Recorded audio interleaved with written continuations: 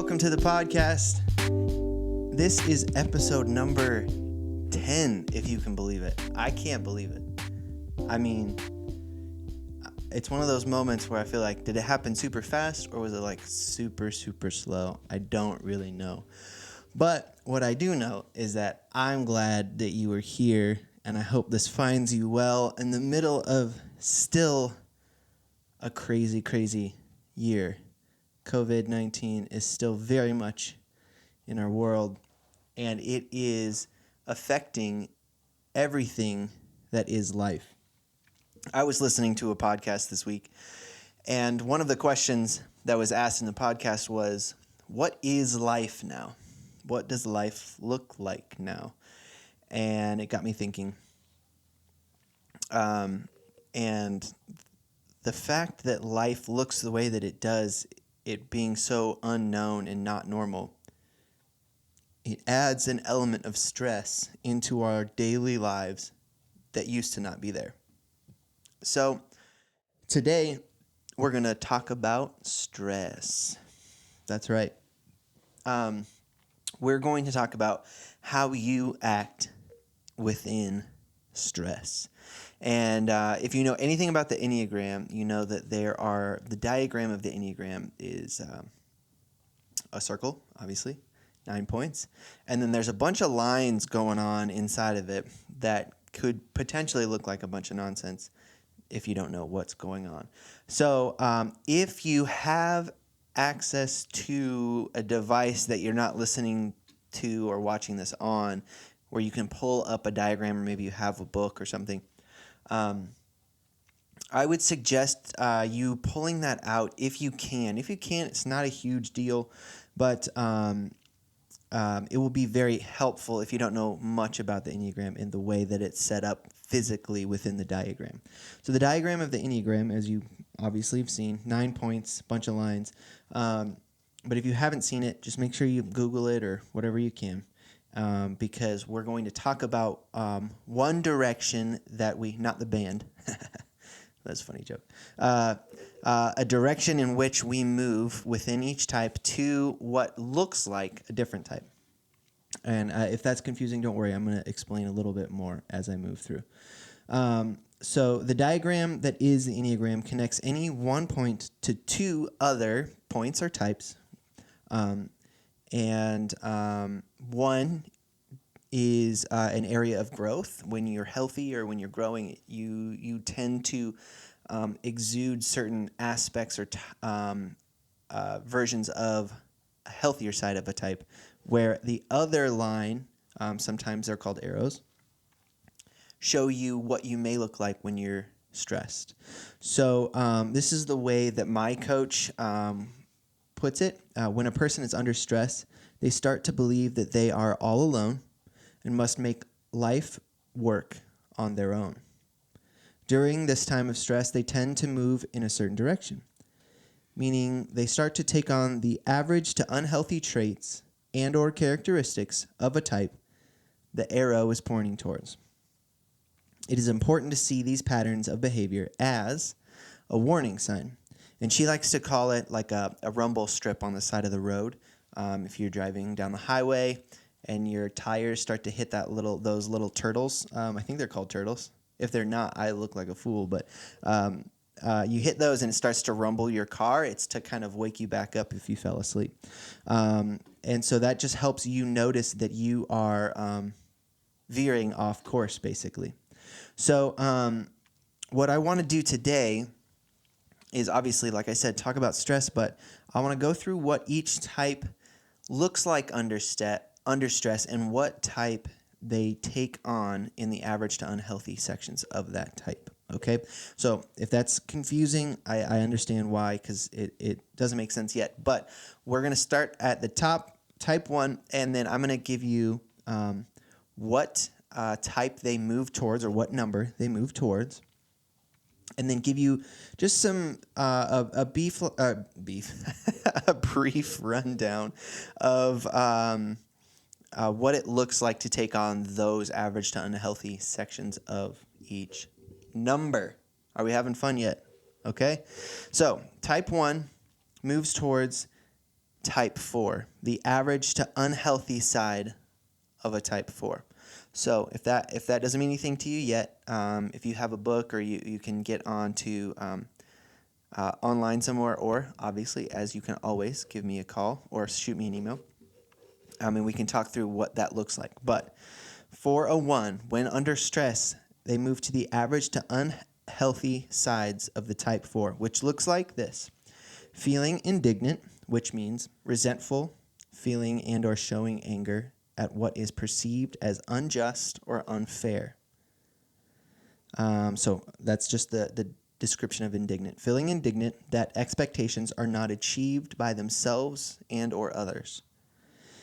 They also turn their anger inward and become depressed. And if you've heard, or if you've been with the podcast for a little while, or you've done any sort of research, you know that the type 1 has this gigantic inner critic that is unrelenting. And it's just a very, very loud voice. When in stress, that voice gets amplified and is just screaming inside all the time. Okay? All right, my type 2 friends. Now, again, like I say almost every week, if you don't know your type, use these tips and tools as you move through your week to maybe say, like, oh, that I can see where I might have turned my anger inward, or maybe there's a loud voice inside that's always criticizing. Or maybe you do know your type, and these are tools that you can use throughout the week to begin to realize and self-observe, like we've talked about before, when you are in stress. Like what my coach says, this is a warning sign. This is your rumble strip. This is to let you know, like, oh, hey, something's going on here I need to pay attention to. Okay? So, again, my type 1s, you move to the average to unhealthy side of the type 4. Type 2s, you guys move towards the average to unhealthy side of the type 8. So then it looks like this. Needy 2s suddenly become irritable, aggressive, and dominating. They blame, make demands, and become controlling of everyone and everything. So I have this friend of mine that I always share this story when I get to my type 2 friends under stress. If you know a type 2 in your world, they are the most loving and caring people that you probably know. They have the most emotional bandwidth of any type in the Enneagram. But when my friend becomes stressed out, I share this story. It's like when she goes home to like talk to the kids and they haven't done any chores, it can get real weird. And I like to say it like this, where she kicks the front door in and then just means business. It's like things change. That's the aggressive section there that they can take on, that unhealthy 8. And it seems so polar opposite, but it's just a really great example, I feel like, just kicking in the front door and saying, all right. I love it. I think it's really funny. I'm sure her kids are, they know when mom means business. You know what I'm saying? All right. My type 3 friends. Type 3s move to the average to unhealthy side of the type 9. Driven 3s, and they are driven because that's their thing. Driven 3s suddenly become disengaged and apathetic. They neglect themselves and possibly numb out by watching TV, playing video games, shopping, and or eating. They're not doing all of these things at the same time, but these are just some ideas as to what it may look like if a type 3 is moving into stress. Type 4s. Type 4s move to the average to unhealthy side of the type 2. Aloof 4s become over-involved in people's lives. They become clingy. They try to manipulate others into loving them. And they believe that this will replace their own love that they wish they had for themselves. All right, my type 5 friends. Type 5s move to the average to unhealthy side of the type 7. Now, if you know a type 5, they can be very recluse. They love their private space. They don't need a lot of emotional interaction with a lot of people. They have a very, very small, close-knit group of people, and they don't need much. But when they are unhealthy or they are stressed out, like in the middle of a global pandemic maybe, they become hyperactive. They become scattered. They take on new projects impulsively, and sometimes they just don't finish. They become unfocused and distracted. My type 6 friends. The type 6 moves towards the average to unhealthy side of the type 3. The type 6 becomes competitive and arrogant. They avoid feeling anxious by staying busy. They're reluctant to try anything new if failure is even remotely a possibility. My type 7 friends. Type 7s move to the average to unhealthy side of the type 1. They become perfectionist and critical, become cynical and hypercritical just to change people, and they blame others for preventing their fun. So you have a type 7 in your world who, as Ian Cron would call it, the joy bomb of the Enneagram. When they enter this space, it's another one of those really stark things. Their 7s are so playful and fun and energetic and outgoing, and then they become this overly critical, blaming others kind of people that you're like, hey, what's going on here? Something is off.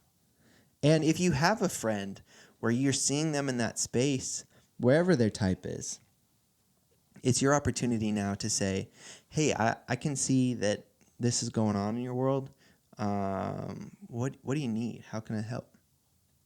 Type 8s move towards the average to unhealthy side of the type 5. They become secretive. They become fearful. They become less in touch with their feelings, and they withdraw from others.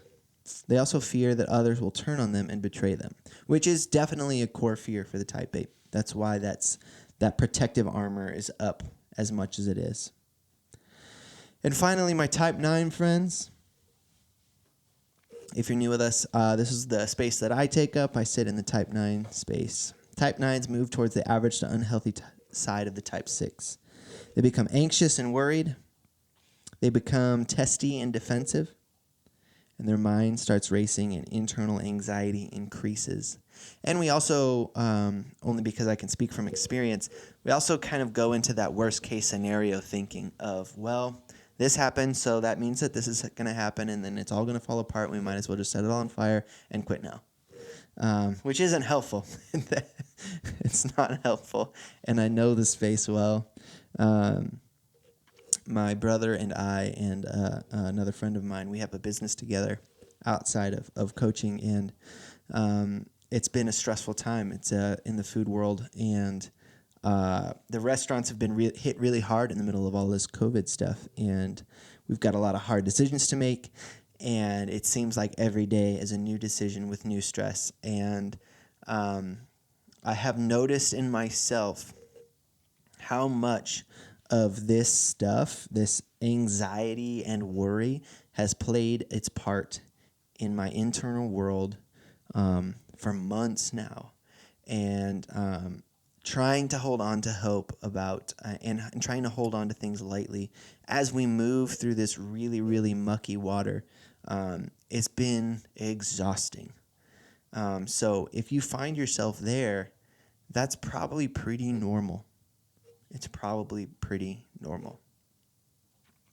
I hope this finds you well. I hope this gives you a little bit of hope that you're not alone and we're all in this together, because these are unprecedented times. And the way that you act in stress is probably very prevalent to you right now. And I thought it was a good time to be able to talk about it this week. As the numbers continue to rise and infection rates do not go down, stress and anxiety and worry and fear can definitely skyrocket in our internal worlds. I hope this finds you well. As always, I wanted to offer this too this week.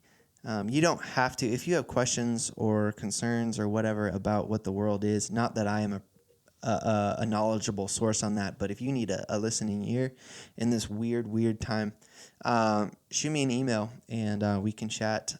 There's also a button on the website if you want to schedule a call. It's no cost. It's free just to chat, and maybe we can help you find a little bit more info about you. But I just wanted to offer that up because it's a weird time right now. I also wanted to share this week over on the website, there's a new freebie that I have over on the website. On any one of the pages you click on, it's somewhere in there on the scrolling up and down, there's a way to sign up for that. And you can get a free download of the all 9 types broken down.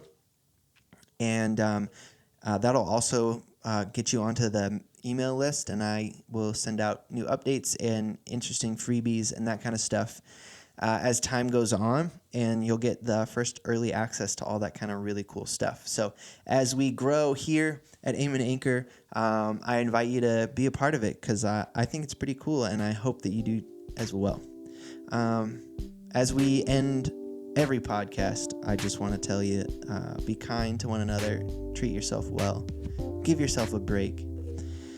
And as always, if you don't know what's holding you back in the world, how can you really move forward? Grace and peace. Bye, guys.